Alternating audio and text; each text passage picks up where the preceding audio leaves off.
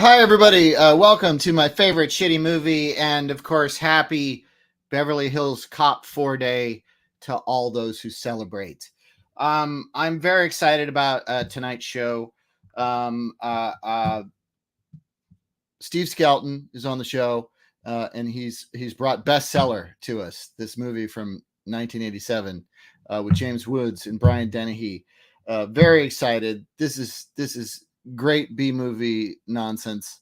Unfortunately, Tracy had some kind of work emergency that made it impossible for her to get on the show, and she's really bummed out because she loves the movie Bestseller.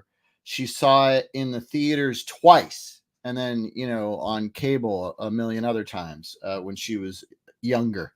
And I loved it. I first saw it, on VHS. It was a VHS movie for me.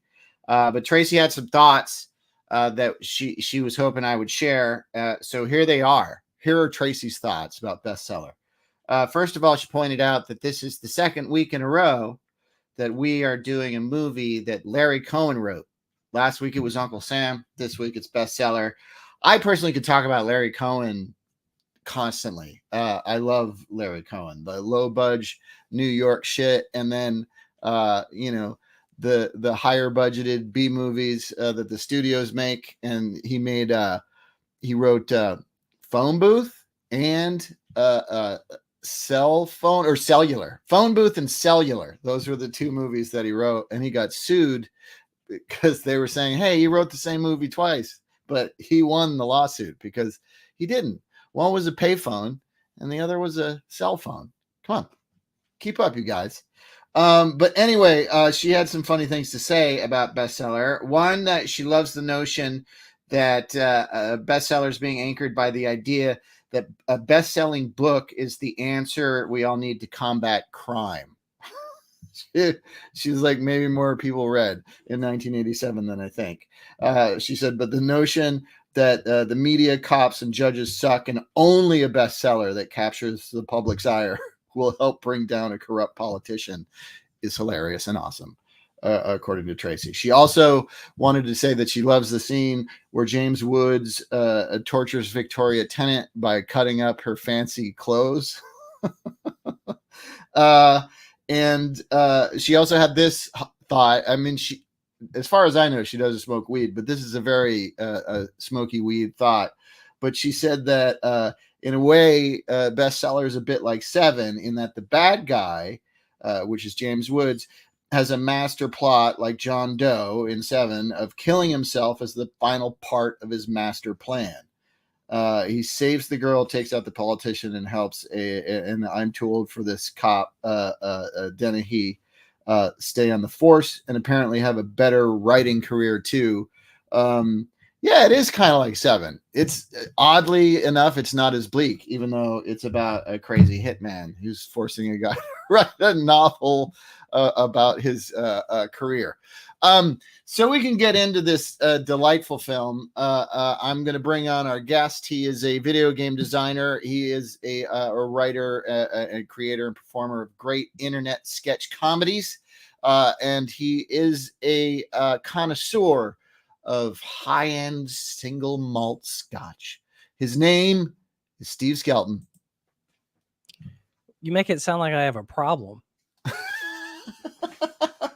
What do you mean with sketch comedy? Yes, with sketch comedy. I have plenty of scotch. Well, I mean, a single, like a connoisseur of high-end single malt scotch, that's not a problem. That's, that's like it's a financial problem. Well, it's expensive. Yeah. Yeah. Yeah. I didn't say you had it all the time. No, I don't have it all the time. That would be wrong. Yeah, you can't constantly drink scotch. I might. Oh, let me just say right now, I am coming to you live from Simi Valley, you guys. And Simi Valley, there's currently a large brush fire. So if the Wi-Fi goes out and I disappear, I apologize. I will try to get back. You might be consumed by a brush fire during the show. It could happen. It could happen. I won't stop recording until I myself am on fire. Have lost consciousness. That's how much this show means to me. uh, we're talking about this movie right here called Bestseller. Yes, bestseller. And I love the key art there. I love like James Woods, like his weird arm placement. Like he's gingerly touching the desk next to his gun that's on the book. That like it's just it's all so awkward. It really is great. And Woods' face is ridiculous. Brian Dennehy in this art looks just like he does throughout the entire picture. That's his expression. Nonplussed. He's not happy with what he has to deal with. But I don't know what James Woods is. What is that happening there? And that's just Woods giving Woods. That's Woods talking to a 15-year-old girl at the airport, trying to get her to go to Vegas with him. Yeah. After they do that, they all go right wing. It's weird. Oh, here we go. Jeff Luce says It's Alive is Larry Cohen's best movie. I mean, I think that's fair to say. However, I think Q the Winged Serpent is a better than It's Alive. I do have a soft spot for Q. Yeah, it is. It's good. And the stuff is very fun.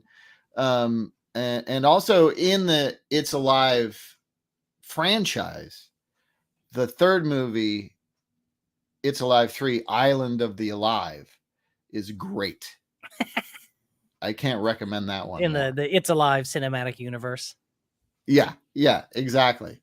So, why bestseller, Skelton? Why did you want to talk about this one? Well, I mean, like you said earlier, like for me, bestseller, like I never saw it in the theater. It was a VHS. It was like a Blockbuster video rental many years ago. That I think probably, what did I see it? Like high school, 87. So it would have been high school. Yeah. I mean, back then, because it came out in 87, you probably saw it in 88 on VHS. Yeah. So around that time, and you know, I believe I've saw it at least once or twice with my best bud at the time, and so when we, you know, I think I'm guessing that key art is what like made us go, oh yeah, we gotta rent this. This is gonna be awesome. That like weird key art, like somehow like it hit high school boys, right, where it's like, look at that guy looks mad, and James Woods is about to grab a gun. Yeah, let's rent this. I don't know, is there a book in there? I don't care. One of the biggest bummers about James Woods is I loved him. Oh yeah, like the worst part about watching Bestseller is realizing his character in the movie, who's a psychopath hitman, seems to actually be a nicer person than James Woods is in real life. Yeah, probably. It probably is. He just announced that he's suing the DNC for destroying his acting career. Right, because that's what they spent their time doing. I think what destroyed his acting career is he's an asshole that nobody wants to work with. It's fine. Yeah, I mean, there's like a lot of conservative actors that work that quite honestly also say crazy stuff, but just aren't nearly as awful as James Woods. Yeah, and like on set, they still work. They're professional and gentlemanly. Like John Voight, who still works. He puts his bizarre Trump-loving YouTube videos up, and he keeps working because he does a decent job, and he's not an asshole. Yeah, on set. Yeah, and honestly, I've worked with plenty of assholes. I'm not really sure of their political leanings, but I'm sure because this is Southern California, some of them consider themselves to be liberals or progressives or whatever. That doesn't change the fact that they're on-set assholes. Yeah, but it's like Hollywood is like, you know, only really tolerates the enormous assholes that are generating lots of box office money.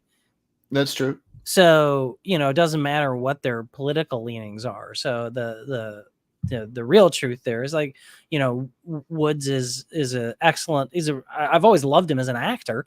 But he's never been, a Tom Cruise or a Schwarzenegger, or he's never brought in that enough money to make it worth putting up with what a humongous dick he is.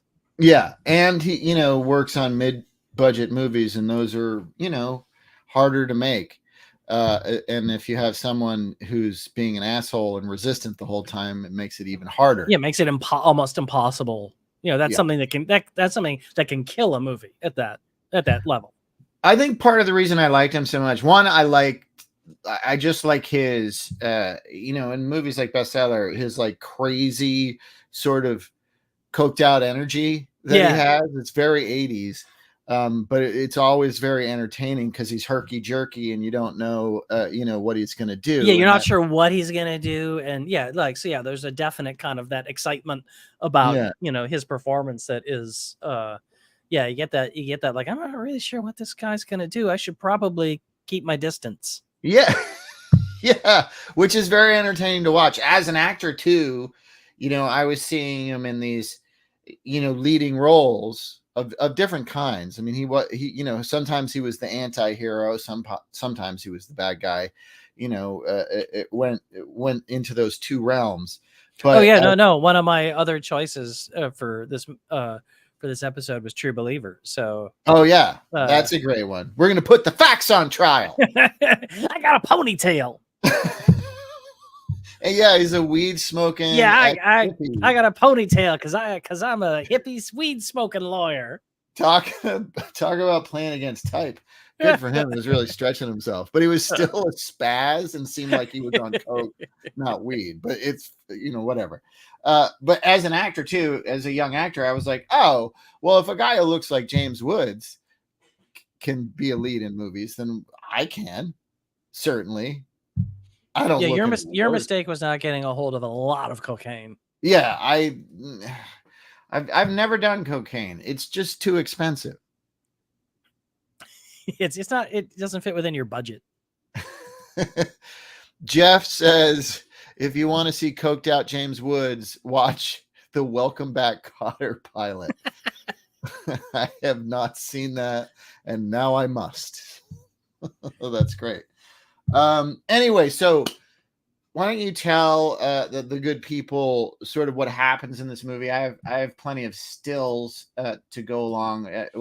How does it start? Basically, first off, Bestseller, it's a very tight, 97 minutes, something. It's a very, very tight B movie, obviously, mid-budge, low budge, written by Larry Kahn. So there's no fat on this script. Mm-mm. It's lean, which is one of the things I really love about it. Is it doesn't let even what should be maybe some motivated character choices get in the way of just moving the plot along. And I kind of love that. Right. But that's one of the things I love about it, where it's there's a few moments in this movie where I really think they would Dennehy would have pursued this a little bit further to get some details, but we just wanted to get to the next scene, so fuck it, never mind. Yeah. So what you're doing right now is disagreeing with Michael Rooker. Yes. Who got very mad at the people going to movies now who don't want to see Kevin Costner's 3-hour sprawling Western because it looks boring. Yeah, but you know what? I don't, Michael Rooker gets a pass from me for just about everything because he's always really, really good and really super interesting. And I understand his point. Yeah, sure. I'm just skeptical that this Kevin Costner movie has actually earned its running time. Yeah, I have no doubt. I have no doubt Michael Rooker has earned every minute of his screen time in this movie. I'm sure. Oh, yeah, absolutely. I'm not dissing Michael Rooker. I just thought it was funny because he said everybody's just used to these 90-minute movies. Right, which ultimately doesn't make that much. It's not really that because, fucking Oppenheimer was a huge goddamn hit. And Barbie was unbelievably long. How long are both fucking Dune movies? How long are the Guardians of the Galaxy movies? Those are 2.5 hours. Yeah, exactly. So what's Michael Rooker talking about? So yeah, no, I think it's just that's just a reaction because that movie's not doing good. Right. right? So it's disappointing, but Yeah. Well, and he's definitely a loyalist to his oh yeah, employers, yeah. always, and I think that's good. I think that's a good thing. But it's just No, funny that he was like calling out 90-minute movies when my main complaint about movies now is there yeah. aren't enough. I mean, my main complaint is that most movies haven't earned a 2 hour plus running time, even though they have it. Like it you could cut out half an hour really easily and not lose the story. Oh, absolutely. So that's my, I mean, there's plenty of movies that earn their 2.5 hour plus running time. There definitely are. But Oh yeah. there ain't a lot of Godfather 2s out there. No, it comes down to if you're entertained the whole time and it doesn't drag at all, then okay, it's 2.5, 3 hours. Yeah. But that's usually not the case. It's also not the case with movies that are almost 2 hours that really could have excised 15, 20 minutes. Yeah. I see them all the time. Movies I really like I'm telling everybody to go see Thelma because it's great. But even that movie had like about 5 minutes that if they had shaved it out, I wouldn't have missed it, and it would have. Yeah, but there's like when you get like a really nice tight 90 to 100 minute movie, that can be magical. Like I mean, like Good Night, Good Luck, is right around 100. I think it might be like under 100 minutes. I think it's like 90 minutes or something. Yeah, that's a tight movie. There's no, again, there's no fat on that movie. It's lean. Every moment counts. There's nothing in there you could cut out. Blood Simple is another. Blood Simple. Hell, the director's cut of Blood Simple was shorter than the theatrical release by a minute. It's like a minute. They were shaving seconds off of scenes. So yeah. I mean, so it's again, Rooker does no wrong in my eyes. So no, I love Rooker always and forever. But bestseller. Yeah, bestseller. So let's talk about it. Yeah, so again, it's a Coen script. It's a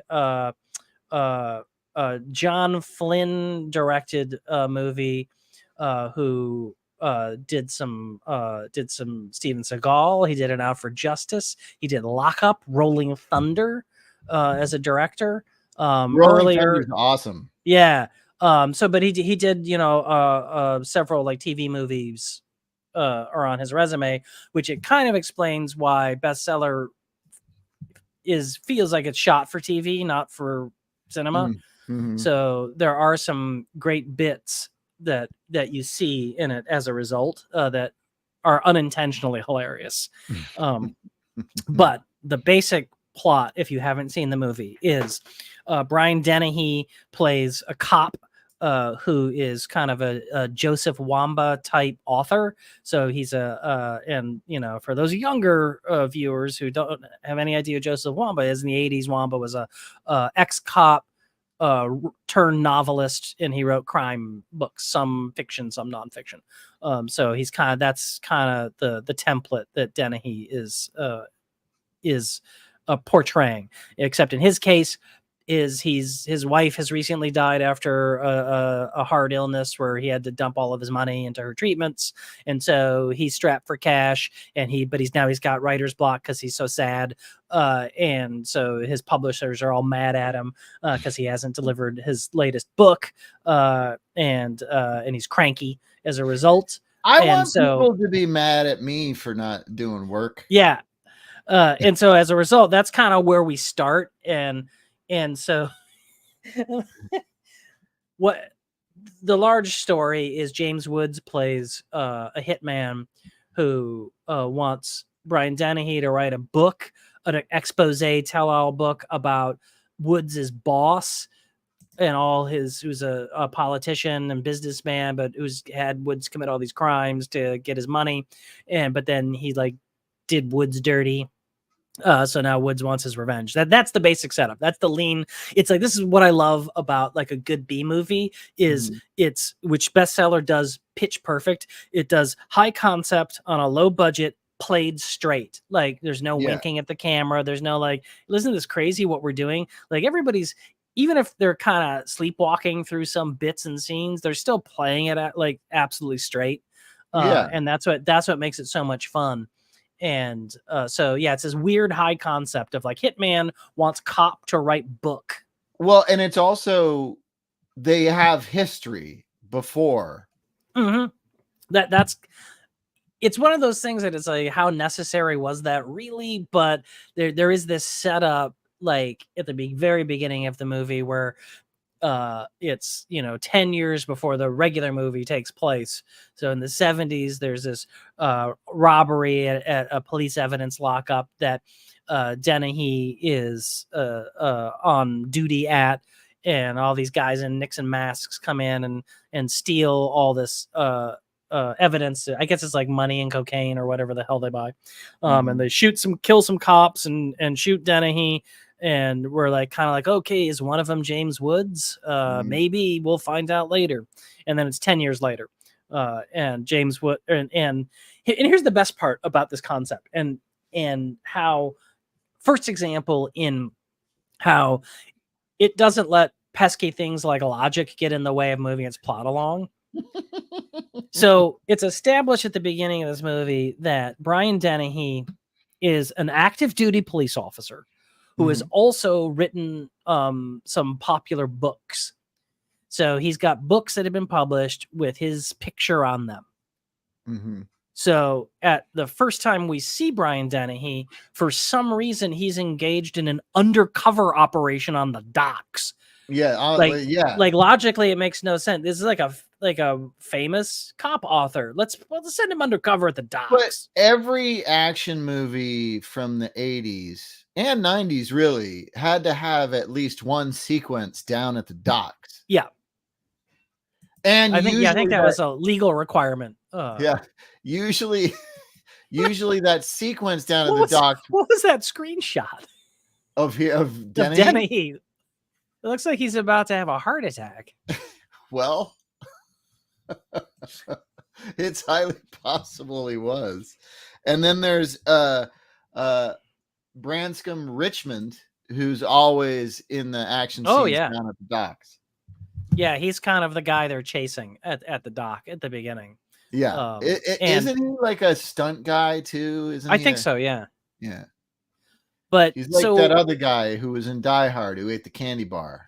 But the best part about this opening sequence is, so they're, he's undercover, and then they see the guy they want who's really far away, and then Dennehy just is like yells like, "Let's get him!" And then everyone starts running. But it's like, instead of like just casually approaching the guy and then arresting him, like they yell at him from a distance and engage in this ridiculous foot chase that then like James Woods just shows up in. Yeah. And he's like just standing around in different places as Dennehy's just like running through the docks. And then Dennehy's like running and crashing past people. And one of the early exchanges is they runs past somebody who like just says, "Yeah, what the fuck are you doing?" And he just goes, "I'm a cop." That's his answer. It's like he just screams, "I'm a cop," as he runs past them. And then Woods just starts jogging along with him at one point. And this is one of those bits where, because it was shot for TV, it's blocked. They're so close together. And it's like they're almost standing next to each other. And Dennehy's just yelling at him over his shoulder. He's just like, "Hey, get out of here. This is a police emergency." And Woods is just trotting along next to him, like, and doesn't even react or anything. And then just disappears at one point. And then shows up later to shoot the bad guy before the bad guy can shoot Dennehy. And then Dennehy just kind of shrugs that off, or he's like, "Hey, this guy, this complete stranger who's been following me through this whole police pursuit, suddenly showed up with a gun and shot the suspect. But let's not follow up on him." No. It was just a lucky coincidence. Yeah. Oh, well, it's quitting time. Like it's so bizarre. And then he has like a bag of diamonds. Yeah. But that's the setup, right? So that the diamonds here are a one scene MacGuffin. It's just Yeah, one yeah. The thing. diamonds are just the unrelated thing that the opening scene bad guy was carrying. Right. So after that is then we get a little cat and mouse with Woods and Dennehy, but Woods finally just is gets him has him meet him back out of the docks on Mhm. a real rickety, like, decrepit boat. Like, it's a weird meeting place. It's very weird. Where he kind of starts explaining the bit as like, I need you to write a book because this guy's a bad guy and he's, a politician and a crime lord, and I did all his dirty work and killed all these people for him. He's a And goddamn Democrat. yeah, A and then he Democrat. was mean to me and wouldn't give me like a promotion or something like that. And he said, so now I want you to write a tell-all book to ruin his Well, I mean, career. isn't that basically why Will Ferrell and Adam McKay broke up? Yeah, exact same circumstance. Mhm. Uh, Except but Will Ferrell's a comedian and not a hitman. But other than yeah, that, no, it's but the I same. think they did solidify their partnership on a rickety boat. Yeah, yeah. All good partnerships start on rickety boats. So basically that kicks in the the majority of the movie, which is Dennehy reluctantly going along with James Woods to tell his story, and that's Denny and his daughter who's I got mean, she's important because she's basically James Woods's leverage. She's like basically threatens her, and throughout the film, he calls her sweetheart. And and it's so creepy as creepy. hell. And her character is so like one-dimensionally drawn. Like her character exists solely to have no sense of self-preservation. Like no choices this character makes anywhere, and I'm sure it's just all the script. Like this isn't I'm not complaining about the actor. It's just the character is so there's like so nothing there beyond she's there as a plot device.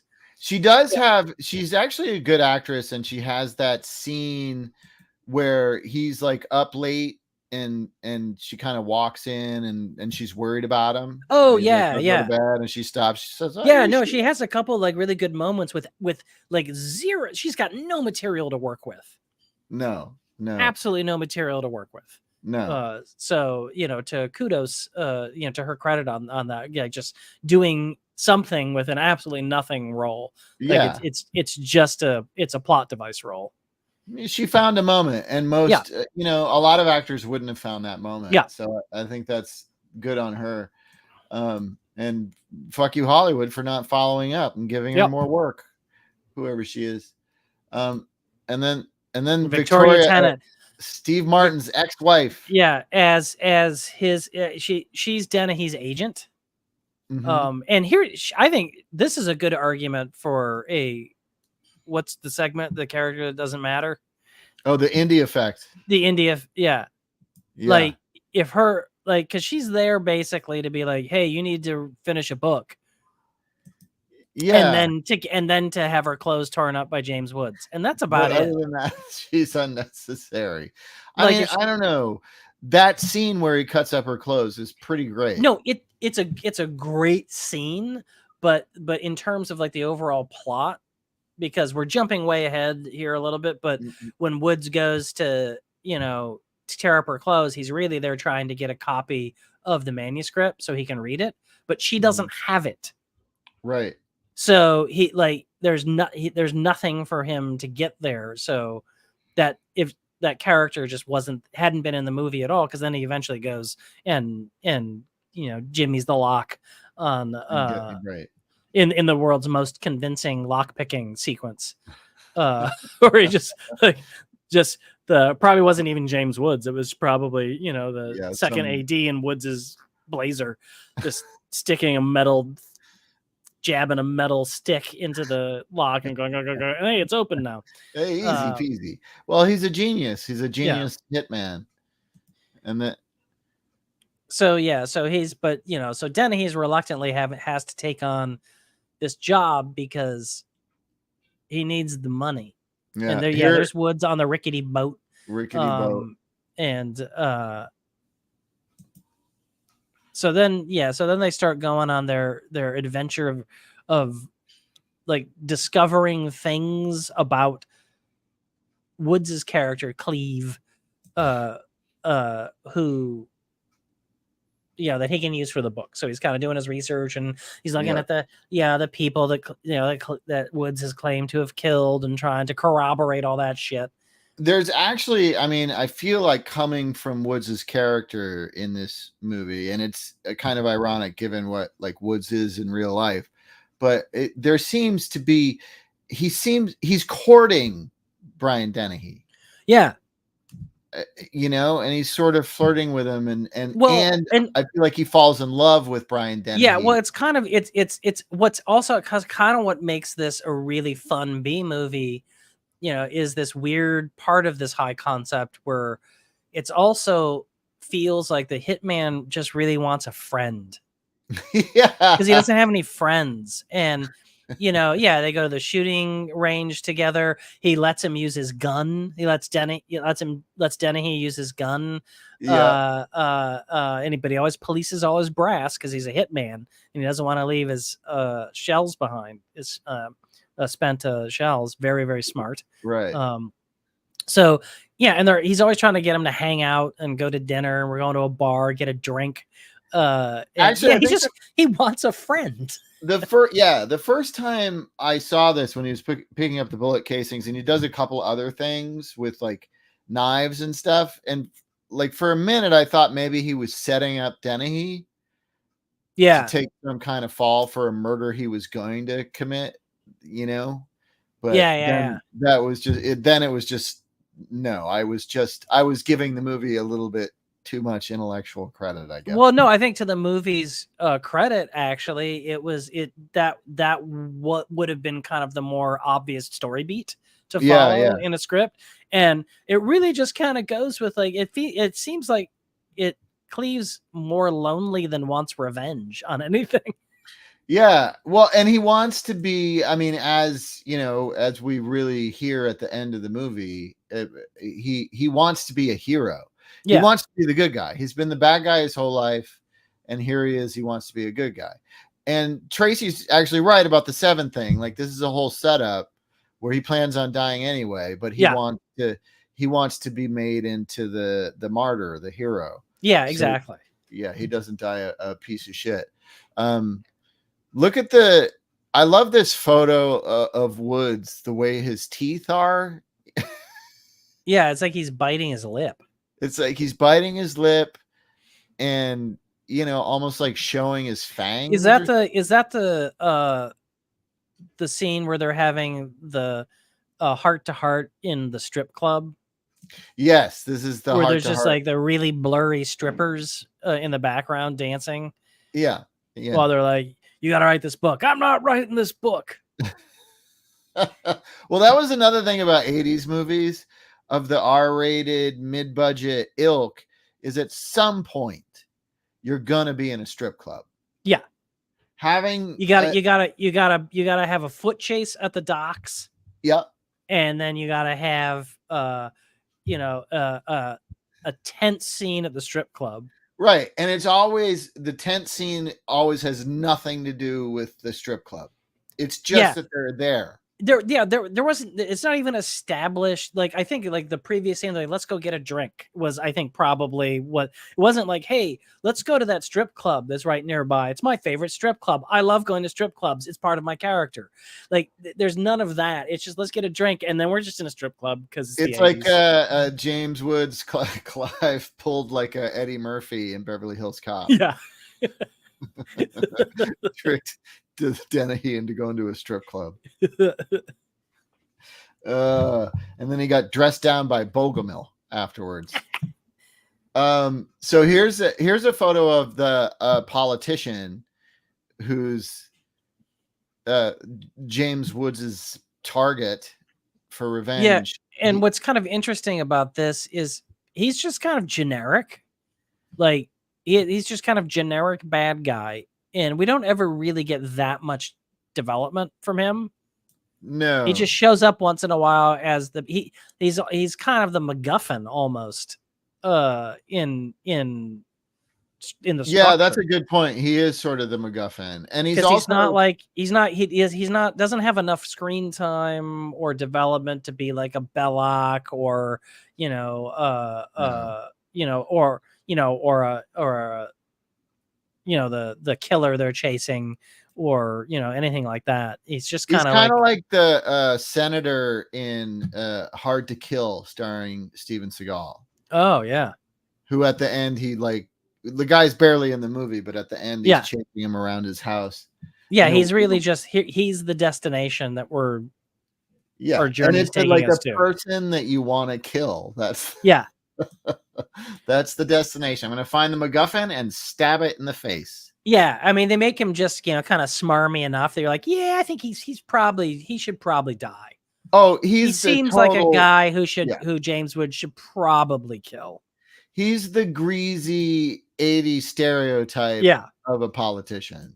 Yeah, Regardless of there's no question about like the movie doesn't, again, it's lean. It doesn't like waste any time like trying to give you a like, well, but maybe there's a different point of view where he's, you could understand his motive. No, he's the bad guy. He's awful and he needs to die. He's just a douche canoe.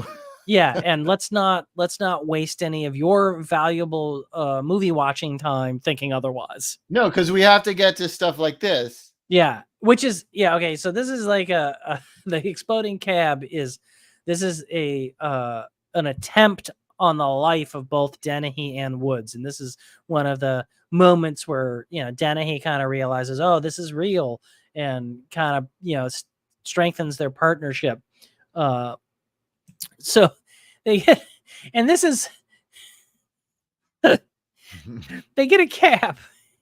This is after they chase another guy down, right, and beat him up in an arcade photo booth to get information, and then they get a cab, and then Denny gets in the cab, and then Woods goes, "Hang on a second, I'll be right back." And Denny's like, "What are you doing?" He's like, "Don't worry about it." And then Woods goes back into the arcade and puts some quarters in the photo booth machine and goes inside and like cuts the guy's throat, and then we get like the expected photo booth pictures. This guy, right? Yeah. Yeah. Oh no, this is no, this is not the cab. This is the guy that drove the cab. Right. Sorry, right. I'm getting the cabs mixed up. So they get the first thing, they get a cab. That guy's driving. Right. And he's clearly like, he looks like this from the get-go. He's like the world's most obviously nervous cab driver. And so they're going to the airport, and he's super nervous, and then pulls around and parks the cab and goes, "Hey, is it okay if I go get some smokes?" And they let him go, and he goes into this building to get into a cigarette machine, because in the 80s there were these machines that would dispense cigarettes if you put money into them. And then Woods looks up and sees suddenly that guy's disappeared from the cigarette machine. He's like, "Get out of the car!" They run, and it blows up. And they're like, "Oh, I guess this is real now." And then immediately the nervous cab guy just comes out of a door, like right next to the burning cab, and it's like, "Oh no, they've seen me!" And they engage in a foot race. The world again, like a really like. There's no reason this foot race took as long as it took, because there's no way any of these guys can run that fast. But so they finally catch him and beat him up in the booth and get their information. And then Woods goes back in and kills him, and then comes back to the cab where Denny's like, "Hey, what were you doing?" And Woods like, "Don't worry about it." And then Denny, like, he's the cop, he's a detective. He should know. He should have been like, "Wait a second. Yeah, this is a contract hitman killer who I've already has killed people and seen kill people in front of me. Maybe I should check up on that nervous cab driver." Maybe. But this is where the lean script kicks in and goes, "You know what? We're not going to worry about that. We're not doing. We have another scene to get to. Let's go. Everybody in the cab. Let's go." And then I guess they wind up out here. Yeah, well, that's some evidence. Woods takes him to dig up some evidence for one of his murders, a bullet, or not a bullet, but a rifle that he used in a murder, to more corroborating evidence for his book.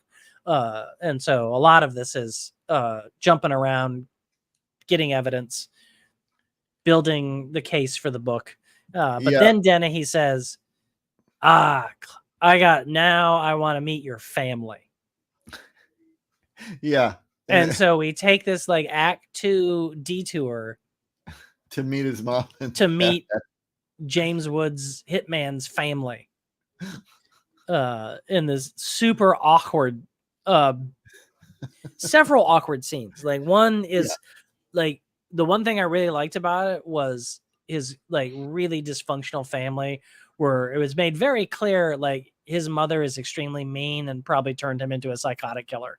It That's was kind of all like nurture. There was Yeah. no nature. All no, it nurture. was no. She was wire mother. It was very, very made very clear. And his dad's a goof that his mom is just like shut up anytime he talks, and he's got a sister who doesn't say much.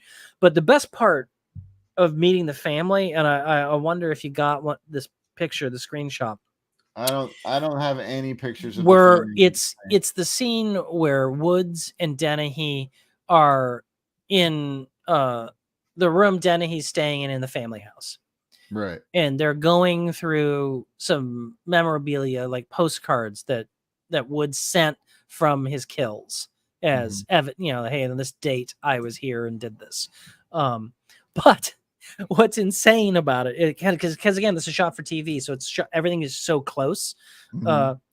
They're both laying on this like twin size bed next to each other, like they're having a sleepover.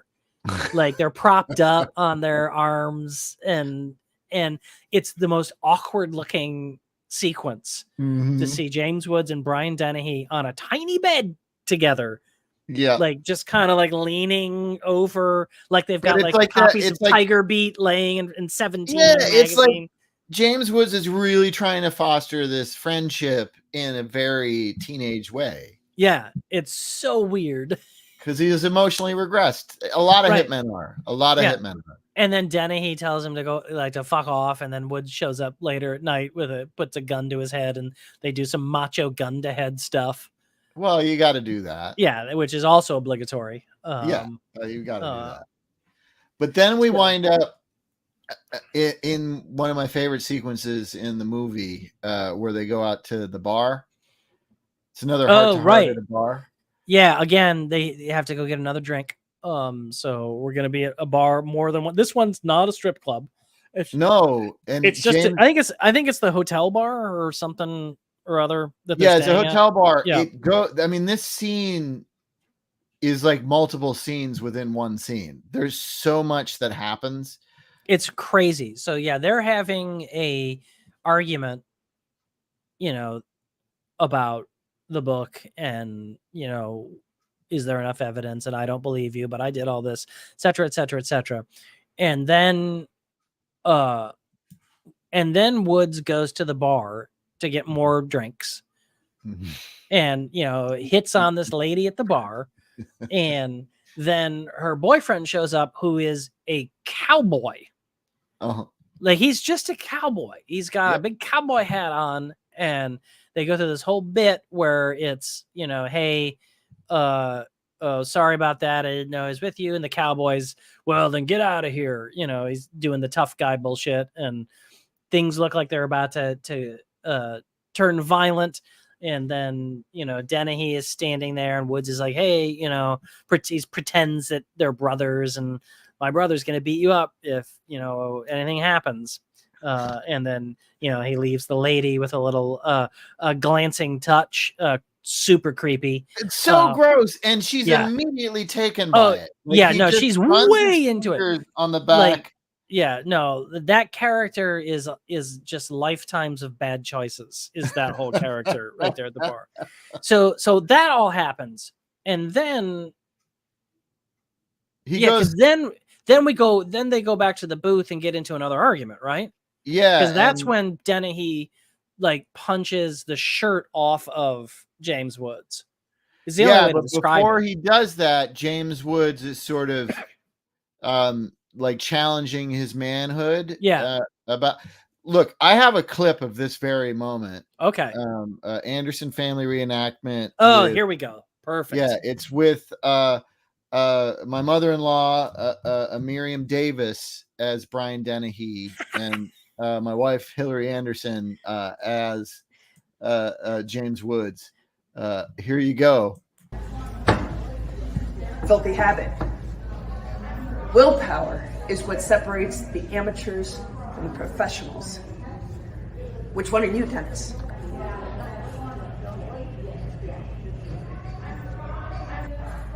Tender part right here. Nerves close to the surface.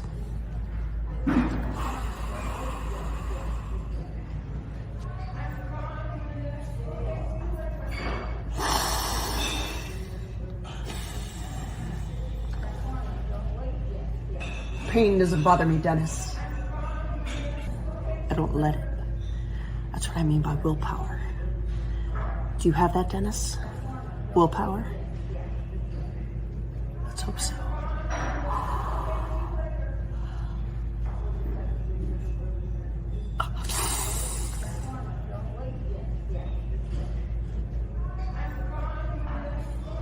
I like you, Dennis. I really do. I like you a lot. Not enough to sacrifice the book for, but...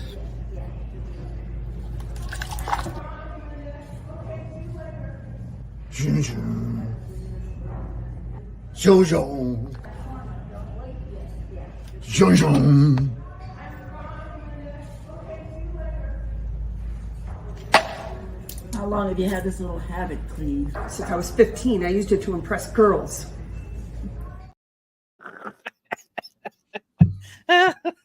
Mimi's Dennehy is perfect. she's got that Dennehy glare down so well. Yes, you really did it well. And I love how that was the closest thing you had to a Nixon mask. I don't have any Nixon mask. I don't know. Like for a second, I was like, "Wait, is this like is it cosplay? Wait, what?" Wait, oh no, that's the Nixon part. Yeah, it's the flashback. It's the only math. Anderson Family Players, we use what we have available. Yeah, you got to use what you got. It was brilliant. There's no financial investment. No, and that's like immediately after that, because that's where Dennehy, because that's in the flashback at the very, very beginning of the movie during that 70s robbery is Dennehy spotted the cigarette burns on the hand of one of the Nixon mask guys. So that was James Woods. So that's where he finds out. And then he starts beating the holy hell out of James Woods in the bar. He punches him so hard, Woods' shirt comes off under his blazer. And that's like somehow that happens. Out of his shirt. That's a good. Yeah, he got beat out of his shirt. Everyone's around is like, the whole place comes to a standstill, and then Woods is torn up shirt. He's bloody. He's like, "It's okay. We do this all the time. Can we just get some more drinks?" Yeah, we're brothers. And then the whole bar just kind of goes, like Rick Moranis in Ghostbusters when the dog gets him at the restaurant. It's that exactly. And everybody goes back. Yeah. Because again, the script is lean and it doesn't want to deal with like what would actually have happened in that situation, which is the bartender would have called the cops or hotel security. There would have been a whole thing. They would have had to get a new hotel, and there would have been no time for James Woods to make excuses for what had happened. It would have added 5 minutes to the running time, and we can't have that in They would be thrown out faster than Sean Bean vaping in a UK club. Really fast. So then James Woods, of course, has sex with the lady at the bar. Okay, but here's where it also gets extra weird and gets an extra dollop of creep put on top of it. Okay, so first off, this is all taking place in the hotel. Mm-hmm. James Woods and Brian Dennehy have adjoining rooms. Mm-hmm. Mm-hmm. And apparently, while Woods is having sex with the lady from the bar, Dennehy's just been working on the book. Because he's like going through all his notes and stuff. And then Woods comes in and swaggers around and then is like, "Hey, she wants you next." Oh, yeah. You know, But- hey, haven't you ever shared a woman with a friend? And it's like, no, no, that's never happened. That's not something that happens.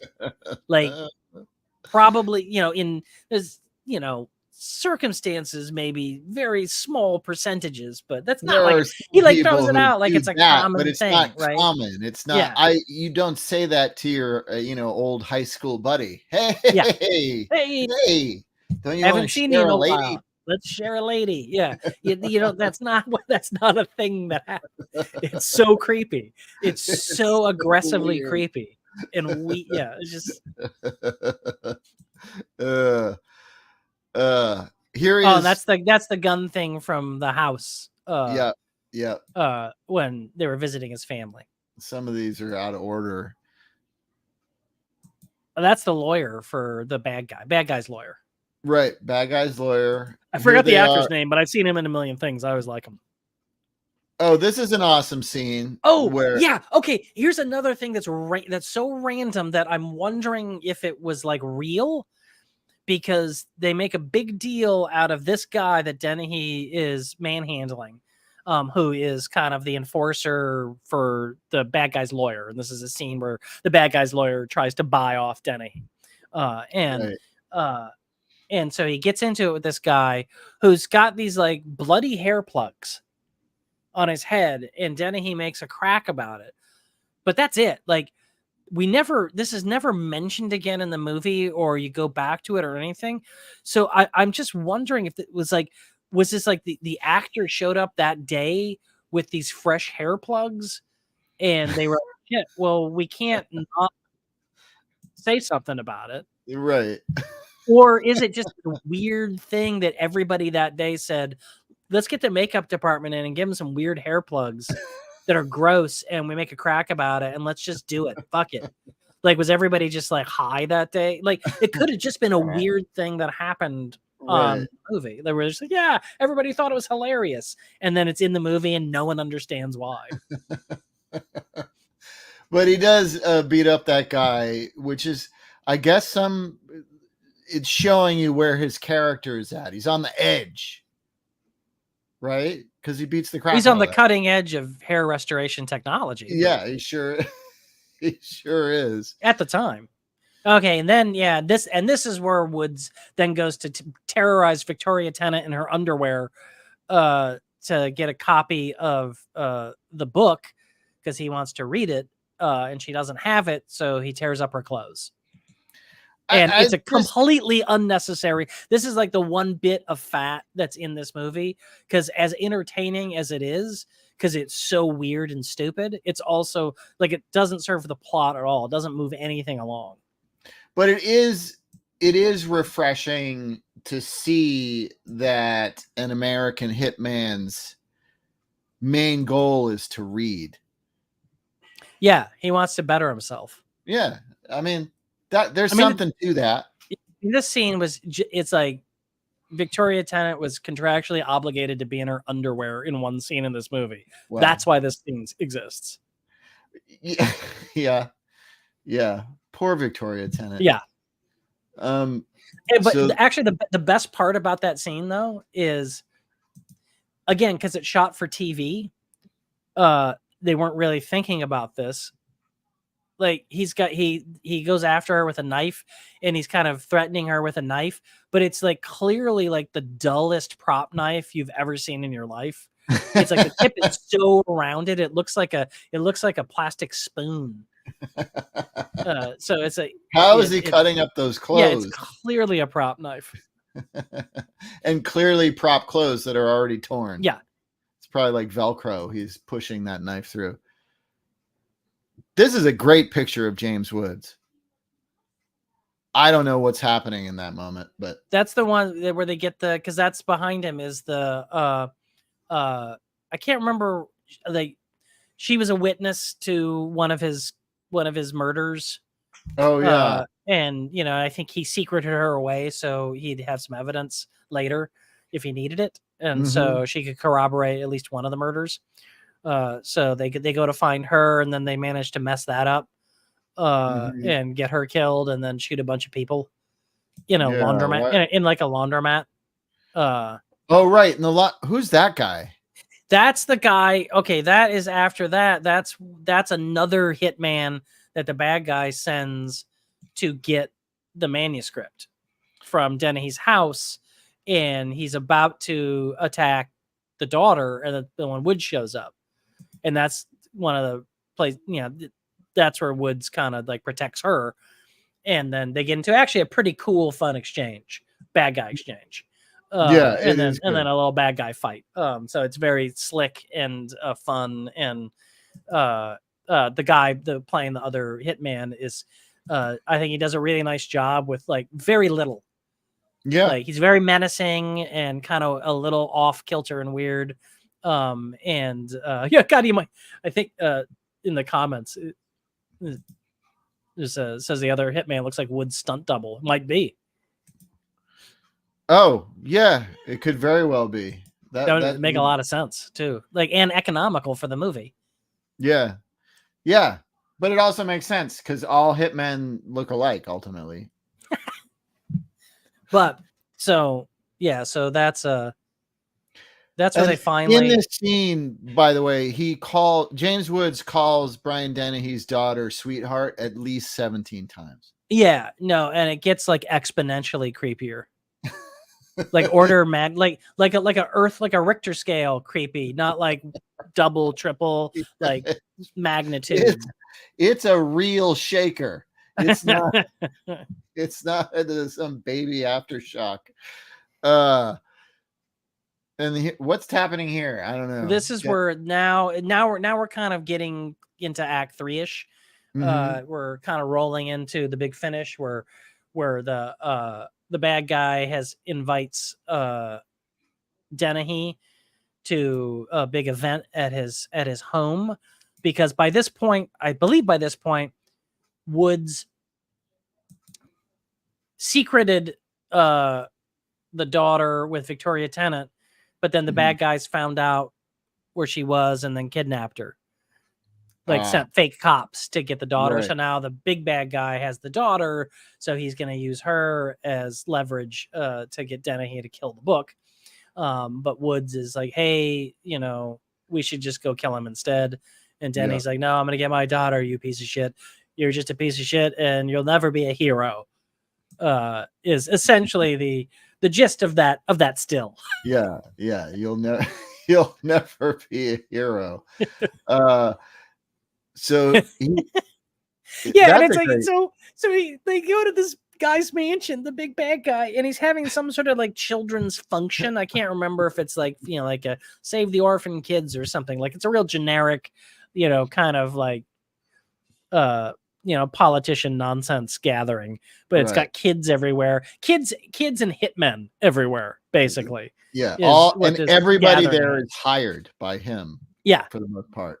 And so so Dennehy goes and is having his meeting with the big bad guy who's laying it all out for him. And while that's going on, James Woods is sneaking onto the ground and just killing one like hitman bodyguard after another in a pretty fun, like this is like careening into the end of the movie. This is getting pretty fun because Woods is like walking around a mansion grounds near the beach and just killing guys near children.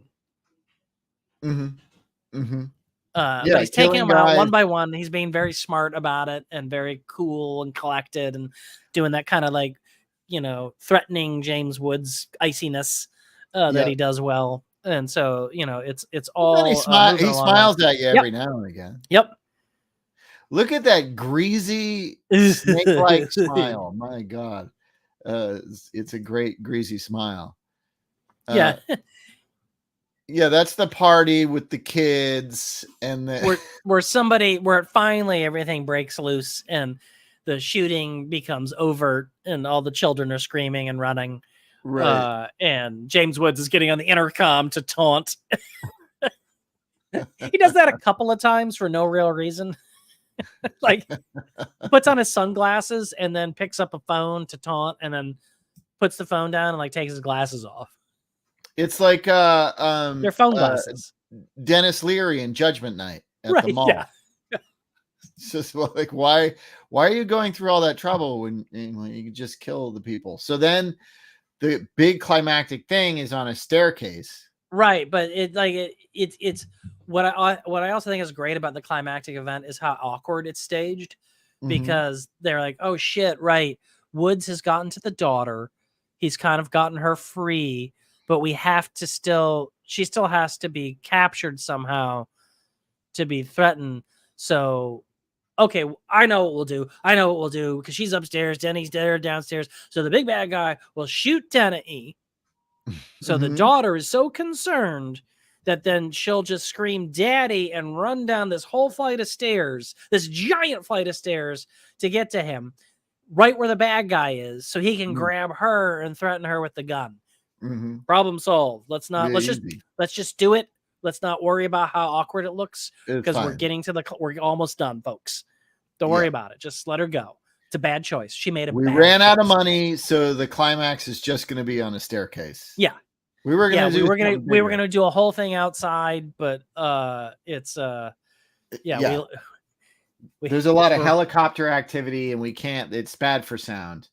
Yeah, so we're just gonna do it on the staircase.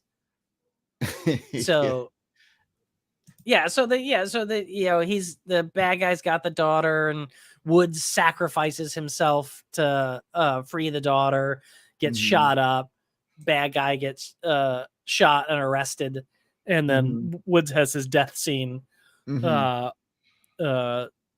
the good ending for the book, which is a great line earlier from after, just before this whole Act 3 stuff kicks in, back at Dennehy's place after he's killed the second hitman, where he's finally been able to read the manuscript. He has that great bit where Dennehy shows up and he just tosses the manuscript down and says, needs an ending. Right. So he gives it the ending. And then what's awesome, the best part about this is, like, the second Woods dies, this movie's over. Like, it does not do either. It doesn't do like a 10-minute, like, let's figure out what happened and see how the talk about and stuff and blah, blah. It like goes from this, like, immediately from this to just a slow pullback from a bookstore front with Dennehy's book. And Woods' last words are, am I the hero? Isn't that what he's something like that? Yeah. Either am I the hero or I'm the hero, right? Those are the last things he says before the pullback. And then it just fades to it just fades to and just pulls back on that, and we get a little bit of repeated voiceover of lines that Woods has said before, and that's it, and we're out. That's it. By the way, this book cover looks like something that you'd get from the, like, Amazon templates in their self-publishing. Like, fucking, what is this book It's not. cover? It's graphic design is my passion. What? There's this should have been the book cover, not whatever that is. Oh, that would have been a much better use of that key art. Yeah. That's all I'm saying. It doesn't make sense. Anyway, so here's my last question about bestseller, because I love this movie, and as I said, Tracy loves this movie. It's a great, like, and again, like you pointed out, it's on like Freevee and Tubi. This is a perfect movie for Freevee and Tubi for, like, it's like midnight, 1 a.m. Like, I can't sleep. Right. I just want to watch something. If you were trying to sell this movie as a watch to somebody who's currently in their 20s, how would you sell it to someone currently in their 20s? I'm not 100% sure. There is a lot of archaic technology you can see that you won't be familiar with. So it's a historical document in that regard. But if you just want to see a James Woods being a weird creep, this is a good movie for that. Yeah, it certainly is. There's a lot of them, actually, because he's a weird creep in most of his movies. When was he normal? Was he ever? I don't think he was ever normal, but this is like more like in kind of like the malevolent creep. Like he's been like weird creep or annoying creep. But this is the more malevolent creep. Yeah, this is more like the guy in the remake of the what the fuck's that movie? The first one had Steve McQueen, and then the remake has Alec Baldwin and James Woods, and maybe Melanie Griffith or somebody like that. Oh, I'm blanking. I can't think of it, but he was a total creep in that movie too. Yeah, The Getaway. That's what it is. Oh, yes. Yeah. It's funny though, because I can't think of a time where James Woods ever played like a dad. No, there must be a couple of roles where he played something more straight, but yeah, he's usually creepy and threatening. Yeah. What's the old Gene Hackman movie that he showed up in early in his career? Oh, shit. Night Moves, maybe. I want to say it was something like that. I feel like it was Night Moves, one of those kind of creepy sexual thrillers, and he's just like the coked out lawyer or something, or he's like a investigator of some kind. I just remember him like smoking furiously and yelling at someone on the phone, and that's what I remember from Night Moves. No, I just say to young people, like, if you want to see a weird James Woods, a lot of old phone technology, and what it was like when people wore lots and lots of denim, because that's coming back. Mm-hmm. So you want to get, if you want to see what the denim look really was back in the day. Yeah. Brian Dennehy at the Docks has got it for you.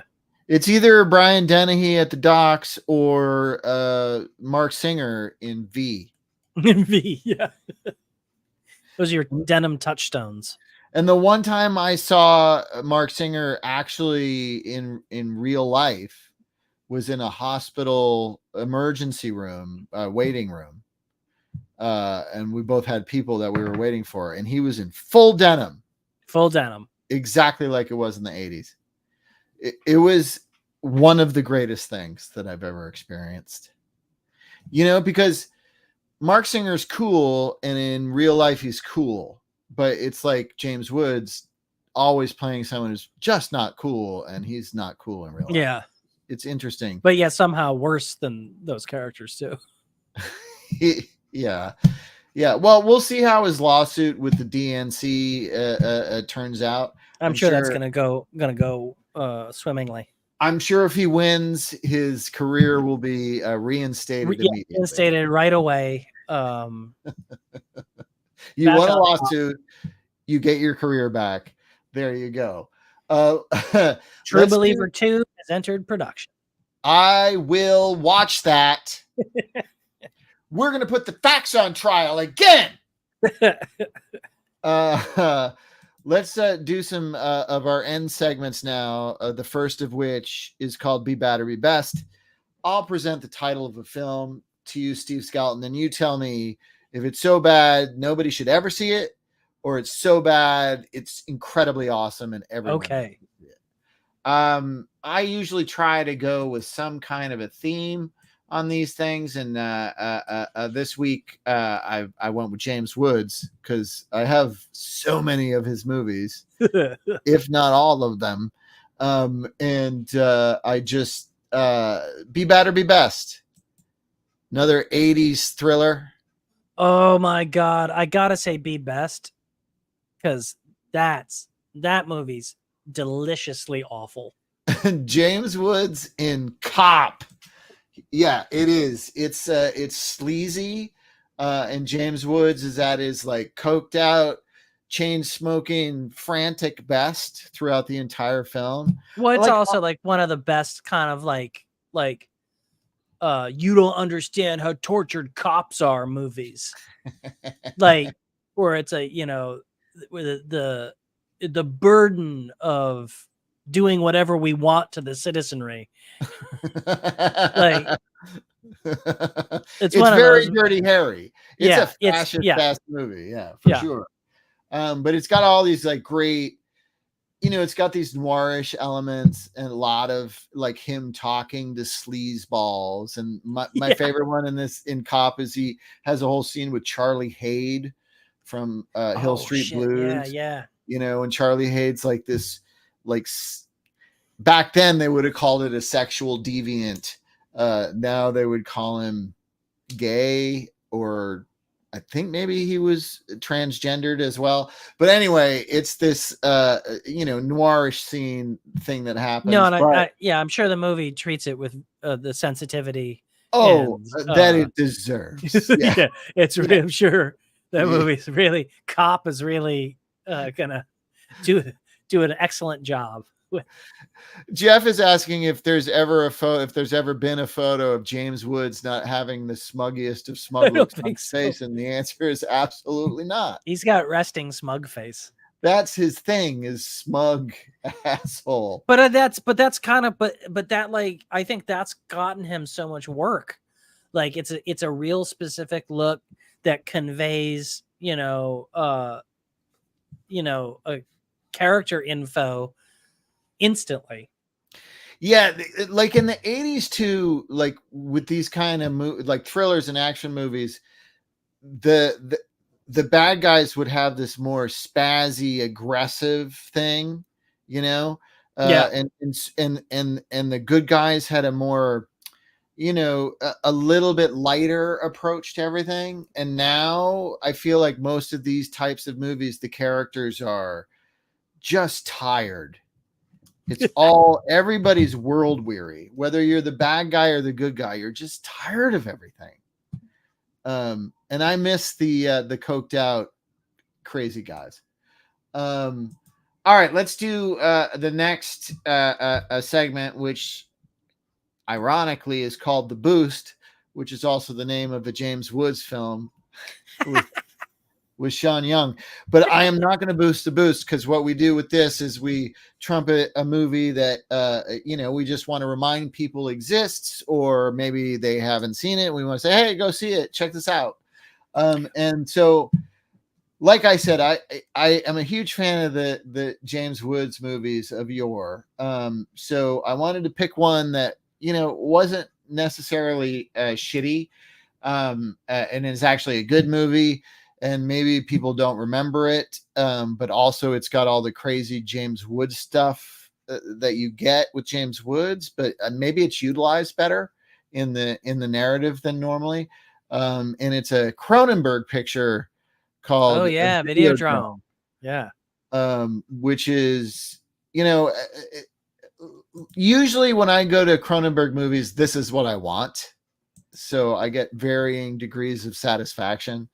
You do tend to measure Cronenberg against Videodrome a lot. It's true, and it's not fair. No. But it is fair in his most recent Crimes of the Future, because he directed a movie called Crimes of the Future before he worked with James Woods, but then he did this one with Viggo Mortensen.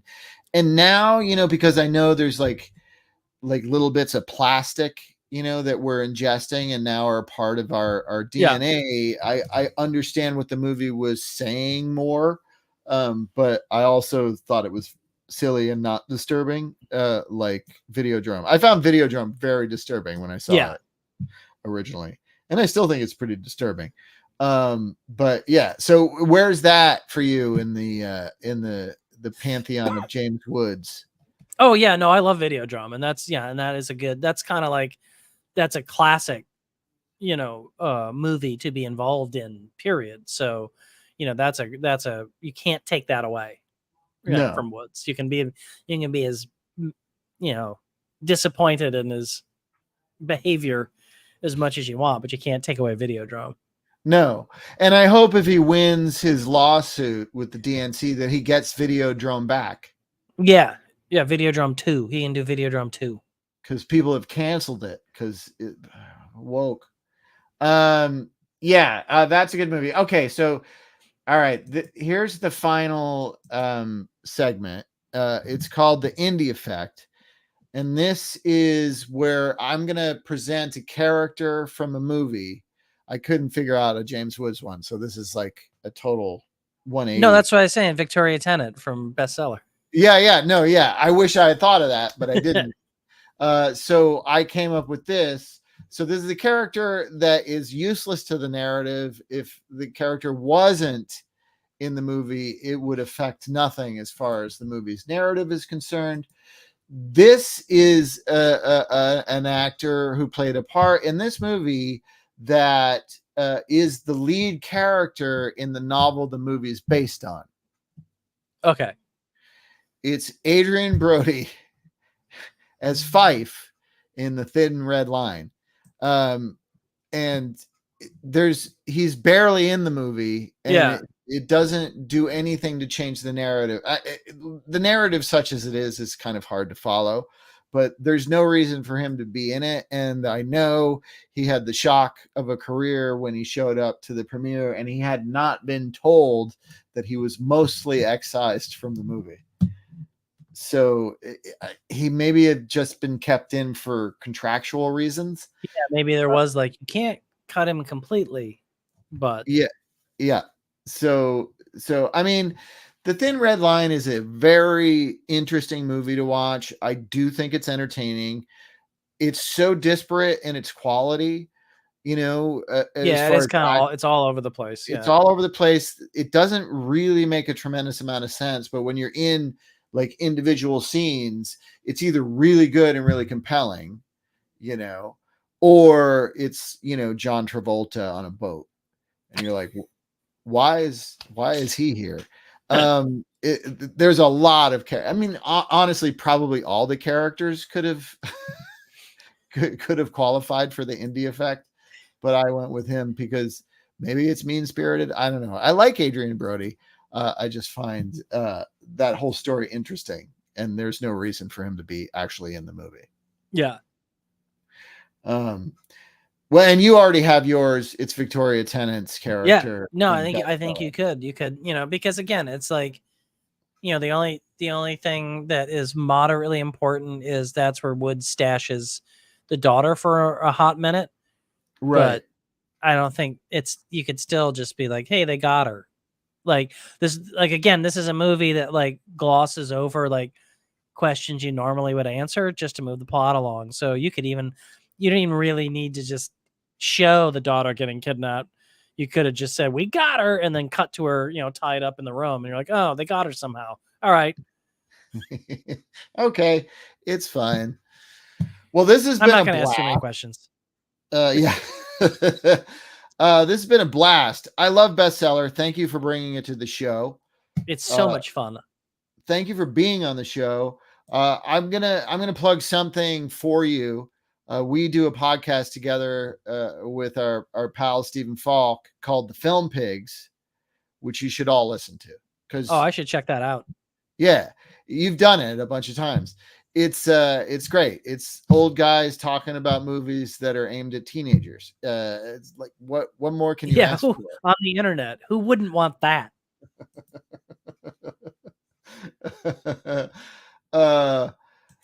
Jeff Luce says Film Pigs is my favorite podcast. Oh, thank you. How about that? Thanks, Jeff. Oh, look at this. Our friend Dre says, looking good, guys. Dre. And this is all about how we look. So thank you. It really is. That, like, I only came on this show for validation. And I would have been so mad if I hadn't gotten it. Hey, are there any video games that you've made that are coming out that people should look for? Or no. Robots? Have you made any robots? No, not any more robots. That robot's still out there, but I don't work for Robot anymore. All right. Well, but it's out there. It's out there, and it will find you. Part of its DNA is skeleton, right? Yeah. Oh yeah. There's some skeleton in the robot. So get your educational robots, everybody, and we'll see you next week on My Favorite Shitty Movie. Thank you for watching.